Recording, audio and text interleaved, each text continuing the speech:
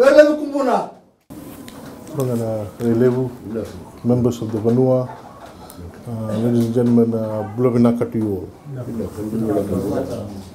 It's really a pleasure to be here today. I think you all are very blessed to stay in such a very pristine, very environmentally very clean place. It's a blessed place.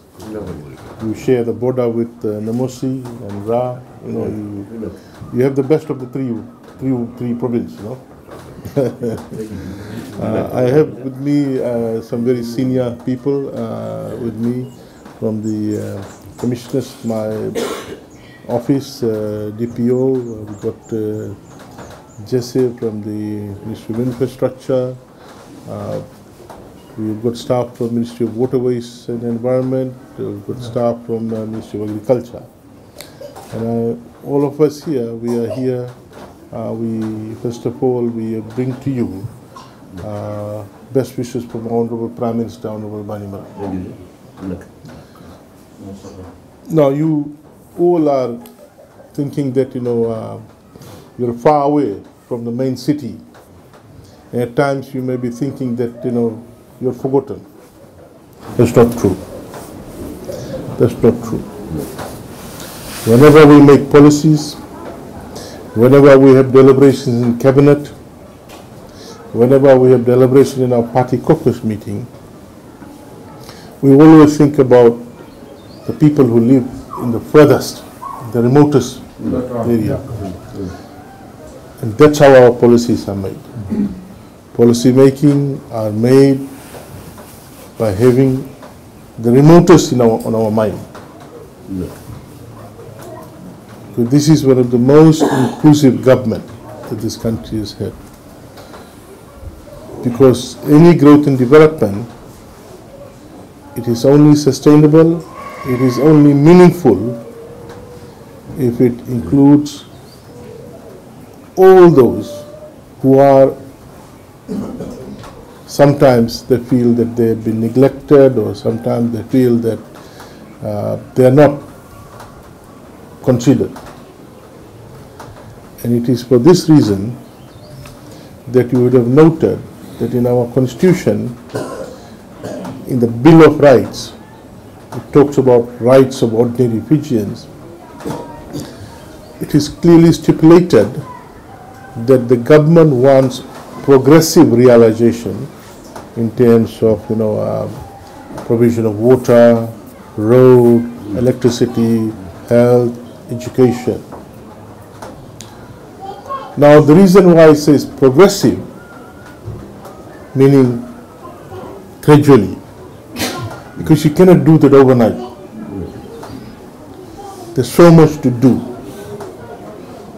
So that's why it says progressive realization of provision of water, electricity, health, education, accessibility, connection to all the communities, whether they are in Yasawas or Undu Point or in the interior. We want everyone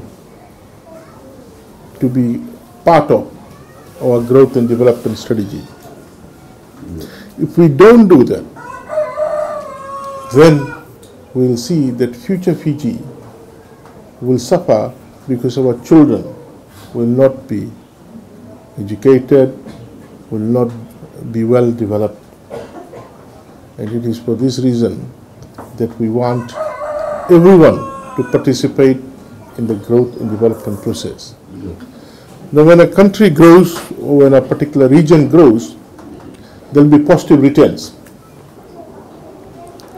Just like in a business, if a business grows, there's positive returns, profit is made. Now it is important that people participate in the growth process, whether it's a business, whether it's growth of a village or a region or a district or a country. When people participate, then they benefit from that profit or the surplus or the growth. So that's what this government is trying to do, is we are trying to ensure that everyone participates in the growth process. To do that, To do that, first we need to ensure that we have got the infrastructure. Basic infrastructure.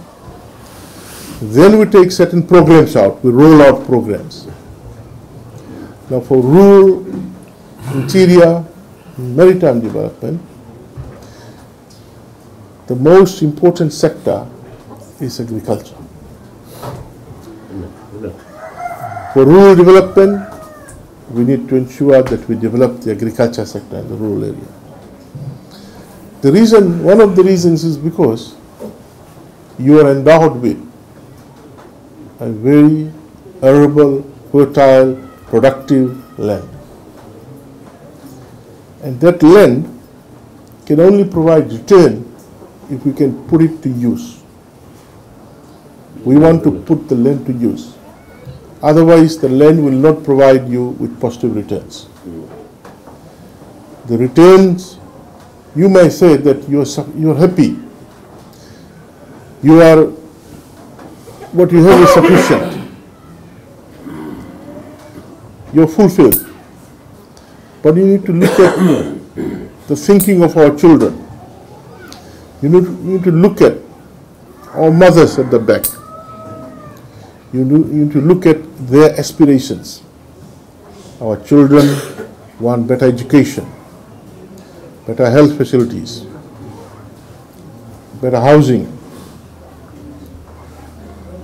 And you have the most important asset, land, to utilize and allow the entire community to mobilize and grow together. And we want to assist. We want to assist. As you have seen today, today is a happy day for the village, that we will be opening and handing over to you 2 foot crossing. That is not the end. There will be other developments. No, not that. Our infrastructure rep here, Jesse, will talk about the road that will be connecting to this village and the other villages. Everything done, scoping is done, everything. It might take some time. As you know, there's a lot of projects that we have now to deal with. Just like iris crossing. All of you know what is an iris crossing.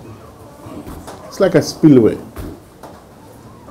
Whenever I go throughout Fiji, people say, Minister, kere, we need to change this iris crossing. So that iris crossing has been there for last 60, 50, 60, 70 years. Constructed those days, the colonial days. Just say how many iris crossing we may have around Fiji. About 500. 500 iris crossing. Now everyone is now asking us, we have started, but it cannot be done overnight. 500. Why? Because we should have replaced that for the last 20 years, every year 10, 10, 10, 10, 20. So we now catching up.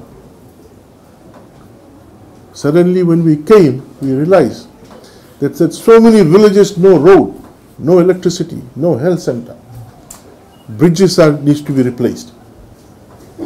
So because of that, we have to roll it out progressively. Like a household, government also have got a limited budget. No government has got unlimited money. So we will stagger. But the good thing is that we are assuring you that we will do it. We will do that road. We have got the plans. We have done the scoping. We have done the sketch. We've got so many roads to make that if any one of those drops out, then we can do it in the next financial year. If not, then we will do it in the other financial year. Same thing with iris crossing that we need to change this 500 iris crossing, because over the years it has sunk, it's gone down. Very dangerous for vehicles to cross. There are a lot of places where vehicles have been washed away with the driver and with the passengers. So I want to thank you very much for your perseverance, for your patience, but I want to assure you that we are with you in your thinking. I want to offer you a package today in agriculture. There's a lot of vacant land here. I want you to form clusters. I want to offer you a package today. You form cluster of farmers. We will assist you. We will provide you chainsaws so you can do basic land clearing. We'll train your workers here, villages, clear it. We will get excavator, we'll do drainage at our cost. We'll provide you with planting material. We'll do farm road at our cost. There's plenty gravel here. We need to clear that so that water can flow out. If you give consent. If you give consent, we'll use your gele. We'll do the farm road. I want a list of all the farm road from him. We'll get the excavator. We have got the dump truck. We got the excavator.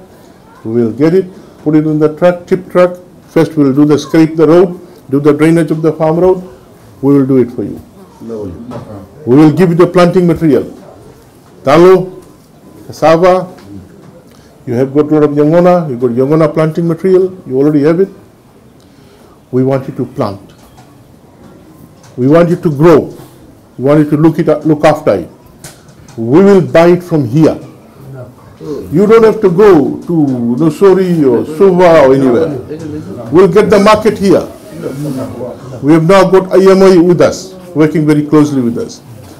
We will schedule it once a week. You harvest, you tell us, we'll get IMI to pick it up from here. We want you to open your bank account. We will deposit directly in your bank account in 3 days. We don't want to carry cash. When you make the payment to you, we will deduct 15% from the proceeds. If we have to give you $10,000, we will give you $8,500. We will deduct $1,500. If it is Timothy's farm, we will keep that $1,500 under Timothy's name in the IMI trust account. In the next season, you use that money to buy or pay any labor or any fertilizer or anything. It's your money in the trust account. So that when the next season comes, you don't have to worry about where you're going to get the money to buy some inputs, some fertilizer or any tools, etc. So you can continue every year with the crop. Because what we have seen in a lot of places, when they harvest one crop, they get the payment. Because there's so much commitment, they don't have any money left for the next season to continue. So what we have said is when you make the payment to you, we will deduct 15% and put it under the farmer's trust account with IMI, not government. IMI is our statutory body. And then you utilize it. Any leftover, you can then take it. But every year, you continue. First year, we will assist you. We will assist you to develop the farm, to get the planting material, if you don't have the planting material. We have got massive market, export market for cassava, for dalo, for yangona. We want you to plant. Cassava leaves, huge market. So we want you. You don't have to go and look for the market. Don't worry. We don't want you to take, hire a vehicle from here and go to the market. We want to go big time into commercial farming. We can't do this 1.5 acre, 1 acre. That can't move the country. We have to grow the country.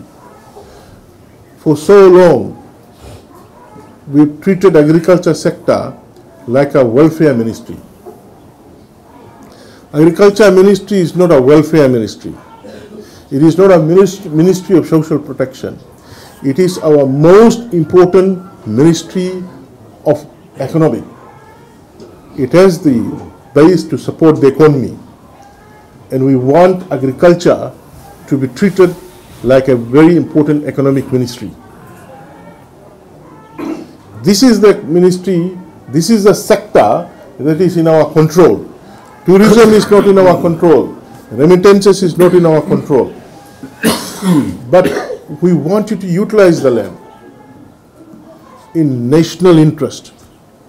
The country needs the money, so we can do the roads for you, we can do the electricity, health center, improve your schools, bring in more IT facilities in the school, so your children is same as those children who can go to school in town. We don't want your children to say, this primary school is less important than the primary school at Jainarayan or Dinbandhu or MGM Primary or anything. It has to be same. But for do that, the country needs to get money. And the country will get money if we can produce. We need to produce. We need to utilize this land. I'm here today to offer you this. My officer will come, you get ready, you have your talanoa, you form clusters and identify how much land you have. 20 acre, 50 acre, 100 acre, 200 acre, we start. Big time, big time. Once you start the selling produce, we want to come and make all the farmers below 50 members of FNPR from your produce. We will make everyone, all the farmers here, younger ones, I think there's an age limit with FNPR. All of you should become members of FNPR. All of you will have an ID card, farmer registration ID card. All of you will be treated as an entrepreneur, agriculture business person, business women, businessmen. And it's important that all of you are members of FNPF so that when you retire, like myself, like DPO, like Jesse, you also get pension. We want everyone to get pension after 55. Whether you still do farming or not, after 55, you will get pension. But to get pension, we want to make you member. And that's our goal. Everyone in the agriculture sector, we want to make them voluntary member of FNPR. And then when you sell the produce, we can do a direct deduction and put it in FNPR. There's a small amount, God forbid, something happens to you before 55, you'll get special death benefit, your family. 6,000, 7,000, I think is somewhere around that figure now. Even if you have just $100 in FNPF, God forbid you die before 55, your family will get $6,000, $7,000 a special death benefit from FNPF. So our aim is everyone will become members of FNPF. And when that happens, you don't have to wait for 65 to be eligible for government pension of $100. Hang on. You already get it from 55. So, we got plans.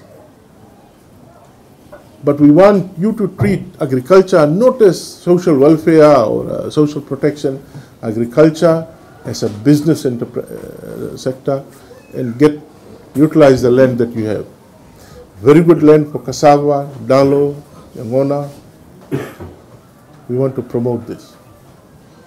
In national interest, there's a huge demand out in Australia and New Zealand. Tonga, Solomons is sending yellow cassava, massive amount, to Australia. We should send. We got the yellow cassava in Benga. We will provide you with the cuttings. So we are looking forward to that and developing this area. And we're going to get our machinery down. We want you to come on board with us. So I want to thank you all for being here today. It's a happy day that we will be doing this opening and commissioning of the two crossings. Whenever we do opening of crossings, we feel very enlightened, because crossing and bridges is about joining two communities, joining two areas. So it's a happy moment for the community. I want to thank the community for their support, for providing the timber. This is the kind of partnership we can have. And by providing the timber, we were able to do this at a very low price. Just over 9,000, we were able to do the two crossings. And we look forward to assisting you more through Ministry of Rural and Maritime Development, through Ministry of Agriculture, and through Ministry of Waterways and Environment.